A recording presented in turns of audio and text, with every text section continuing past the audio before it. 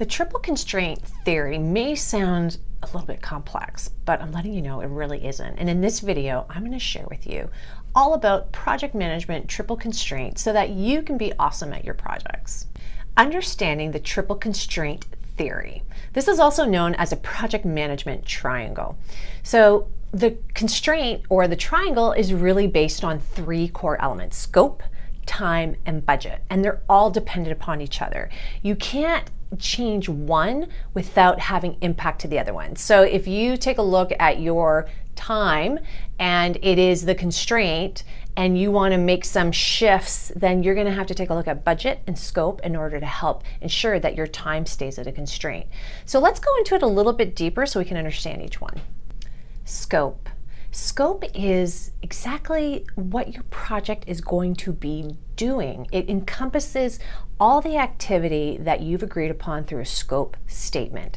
That here's what our project is all about, and here are the things that are in scope, and here are the things that are out of scope, because it becomes very clear for you and your team and your stakeholders and your customers, people you're delivering to, that everyone is aligned on the same page. This becomes really important because it's so easy to have scope creep. And if you have scope creep, that means you're changing up scope, which is going to have impact on your triple constraints. So it's all tied in. So scope is really what your project is going to be doing, what's in and out, and that everyone is on the same page. Time. Well, this seems pretty straightforward. It's how long your project is going to take. It's the duration of your project for, by the way, all those scope items that we just said, that's in and out. How long is it going to take for you to complete your project from a timing perspective? So your duration, understanding dependencies, understanding how everything is working together from an overarching perspective, if you're going to be looking at it from high milestones, even to when the more detailed, maybe you have something that's going to be executed and you want to get into the weeds. Your time becomes very important because you have, with your scope, an expectation that you're going to be delivering at a certain time. So you know now when you start off your project exactly what it is that you have to deliver through scope and your time, how long you have to do it. So this becomes really important. Now these two are really becoming close together. So if your time is thrown off, then your scope may get thrown off, and vice versa. If your scope gets thrown off for whatever reason, added to, deleted, it does have impact on your time. All right, if you're liking the content so far and is resonating with you, please hit that like button, subscribe. It tells YouTube we're doing a good job. Budget. All right, this is now how much is it going to cost for you to execute on the scope of your project within the timeline that you have set aside for it.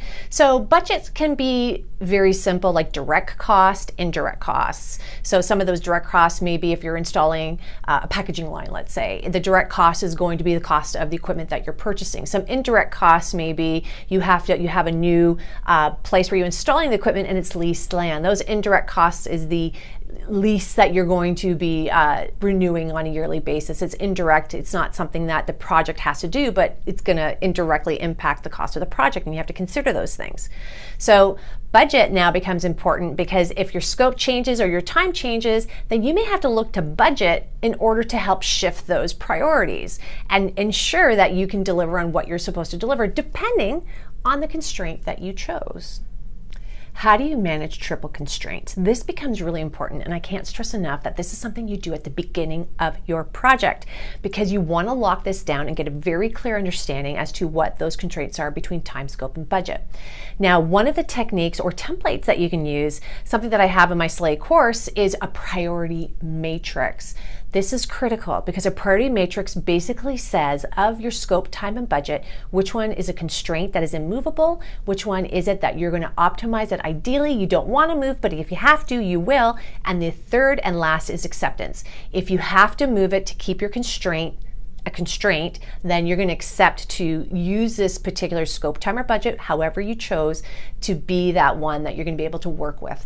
This becomes important, and you want approval at the beginning of your project because as you move forward and things unfold and things happen and you're going to have risks that unfold, you do not want to be deciding at that point in time what your constraints are. Do it at the beginning, and it's going to guide you to make decisions and really help you with the ease of managing through difficult terrain when your project hits those bumpy places in the road.